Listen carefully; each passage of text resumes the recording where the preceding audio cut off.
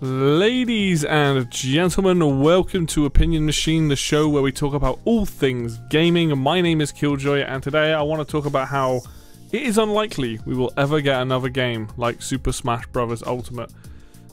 Hopefully by the time this goes up, it will be the day before the final character is revealed. Now, I could wait until after that to do this video, but you know, I'm kind of in the mood right now.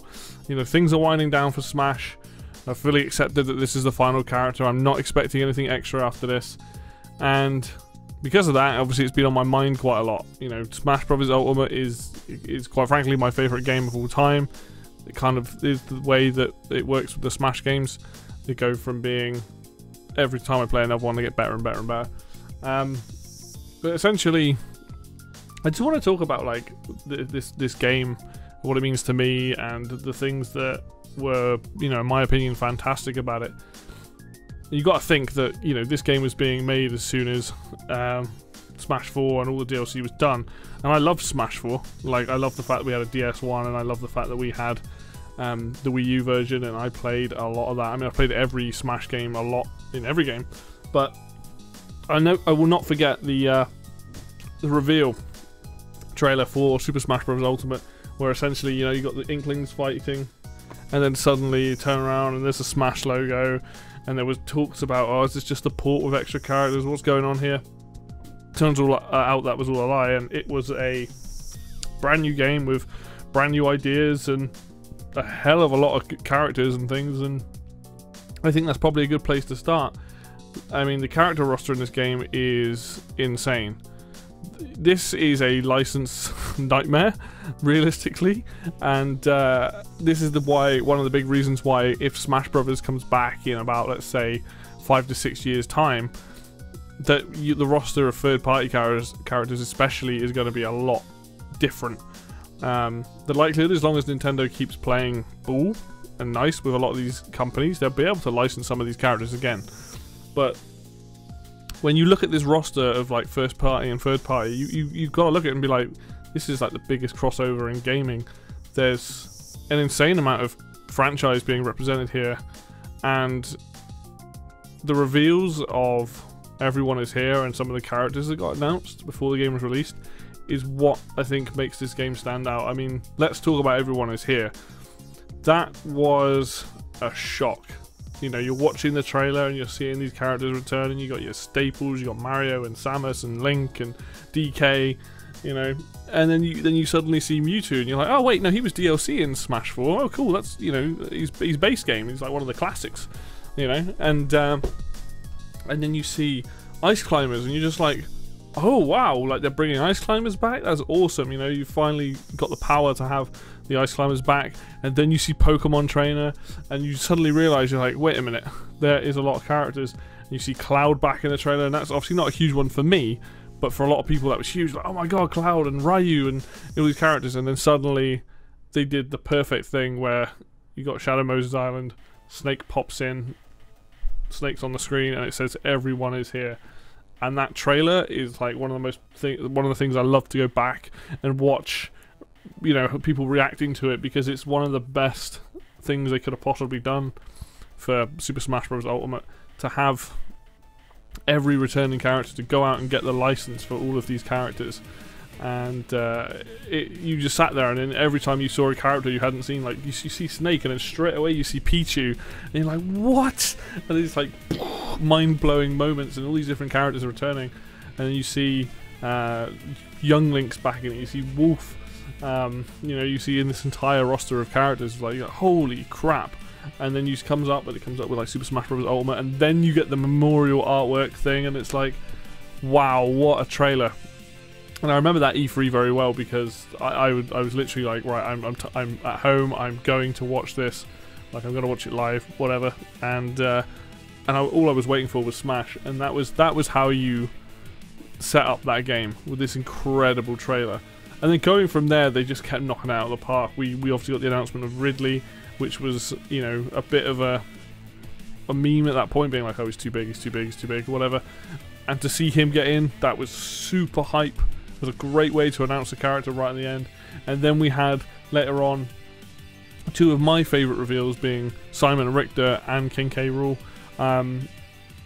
You know, Ridley, Simon and Richter and King K. Rool are some of the characters, or probably my favourite characters, that got into this game.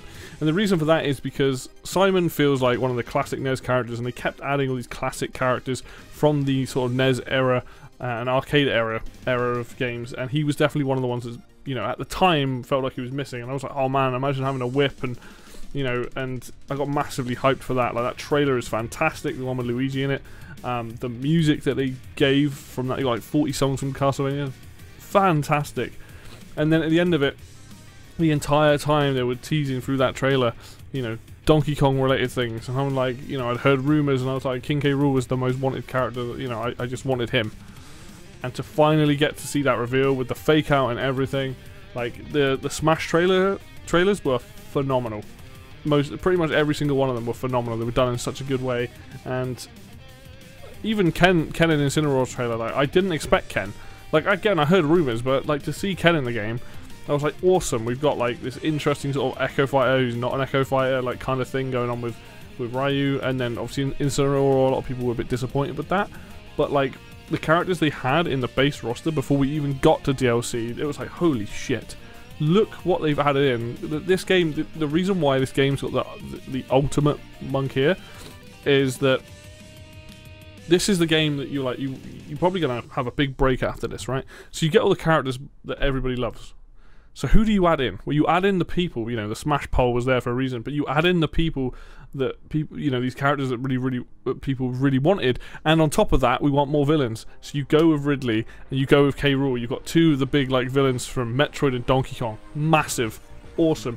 And then you bring in a classic character like Simon, and then you bring in a classic character like Ken, and on top of that, you also have Isabelle and Incineroar, who are also in there, so modern characters. So there was this really nice mix of these characters that were being added to the base roster. Obviously Inkling as well, but Inkling was revealed in a different way. And that alone, to be able to get that starting roster, was bonkers. And I'm not even touching on DLC, right? You've got to think about how many of the DLC character trailers were fantastic. Like, even though I'm not a big fan of Persona 5, that was a really good trailer. The same with Banjo's one, because it reused the DK trailer. That was huge. Min Min's trailer was really fun. Kazuya's was really silly. Heroes was really good. Wyleft's was kind of silly as well. My favourite was probably Terry's. Sephiroth's another one where people really liked him. I wasn't that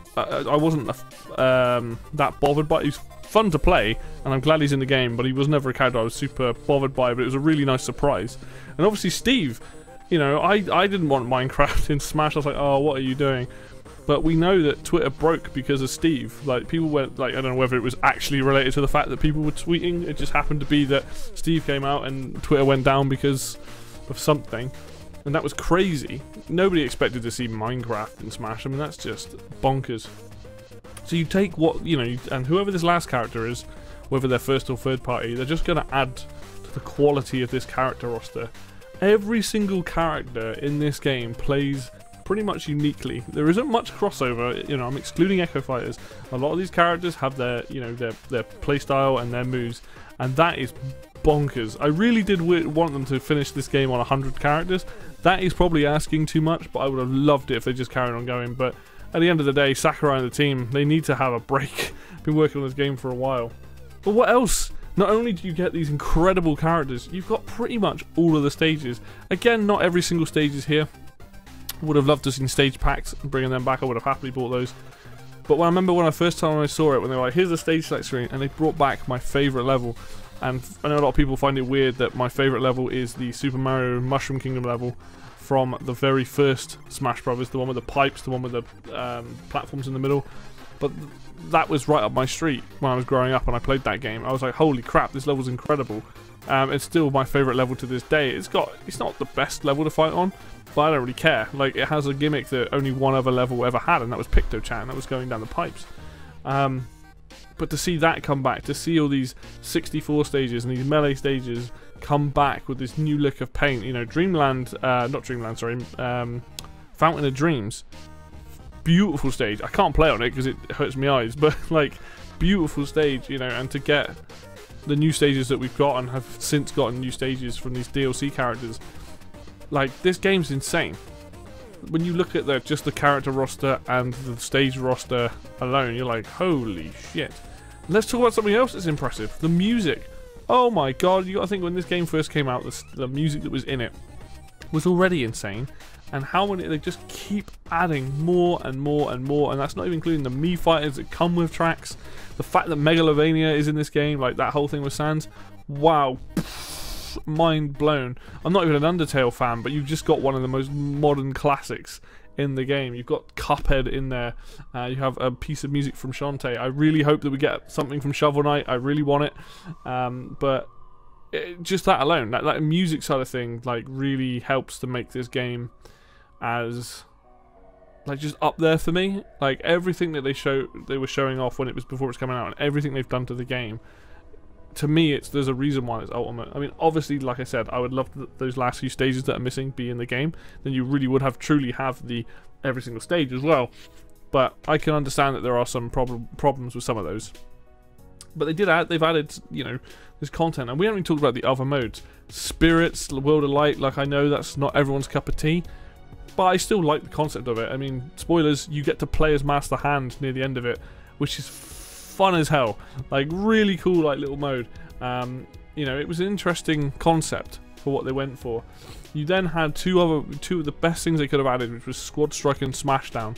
Squad Strike is a mode where you get to pick either 3 or 5 characters. Those characters act as your lives. And then Smashdown, where you pick how many matches you have to win, and every time a character gets picked, and only one person can pick them, you have to, then they're gone, they're removed from the board, so it's up to someone else. Like, things like that, like those modes. There's obviously, you've got Special Smash, and you've got a hell of a lot of customizable options and things. You've got all the new items, all the new assist trophies. Like, there is so much in this game that was just like, wow, this game really feels like a complete labour of love. They're just, whatever we get in the future for the Super Smash Bros. Series, it probably won't be to the grandiose levels that Ultimate is, right? Look at the spirits, right? Yeah, they're only JPEGs, but look how many characters and games are referenced in that. On top of that, look how many DLC characters we've had. Look at the references to the, like, the music and the some of the stuff the DLC has brought in, the stages. Like, it's bonkers. And I do think the series is not going to... People keep saying it's going to get rebooted. I don't think it's going to get rebooted. I think there will be a long gap between this game and the next Smash game. And whatever that ends up being, I don't know. What I do know is that I feel like the roster will be trimmed down. Like, I don't see King K. Rool coming back unless they focus mostly on first party, which they could do. Nintendo have got a lot. They can pull from way more Zelda characters. They can pull from, there's more Donkey Kong characters to pull from. There's obviously more Mario characters to pull from. Each of the Pokemon, obviously, they can make a big roster with the franchises they have. They don't technically need the third-party characters, but obviously people love that stuff because it's crossovers, and I do believe we'll get that in the future. But to this level, I mean, who thinks Cloud and Sephiroth are coming back? Because, like, you know, I mean, Nintendo have a good relationship with Square, but, you know, looking at this, I mean, Terry I could see, Byleth obviously, Hero maybe not. Depends who makes it as well, because that might change up, like, Kazuya or something. But when you look at the heart and soul of this game, it is pretty impressive, and this game has, like, more content than, like, half the games that come out nowadays. It's actually insane. You know, for a one-off payment for the base game, you get a lot for your money. There's a reason why this series is my favorite. Like, you know, Ultimate is my favorite game of all time.